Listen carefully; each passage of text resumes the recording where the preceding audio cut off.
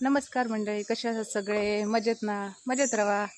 तर आज आम्ही आंब्याची पेटी भरतो. तर चला तुमका दाखवते. ही आमची बागपट बघा. आता तुम्ही व्हिडिओत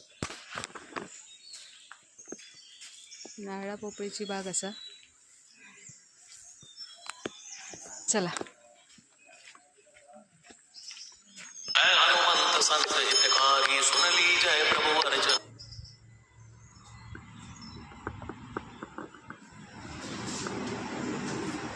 तर ह्या कोकणी माणसाचं घर आंब्याने भरलेला आता सध्या तरी.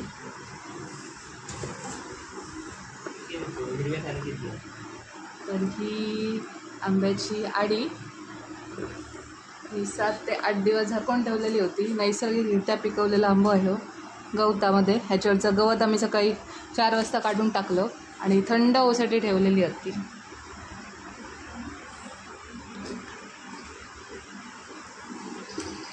तर ही आमची सपोर्ट सिस्टीम असा.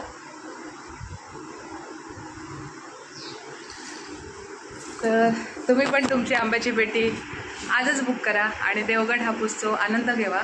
बुकिंगसाठी माझं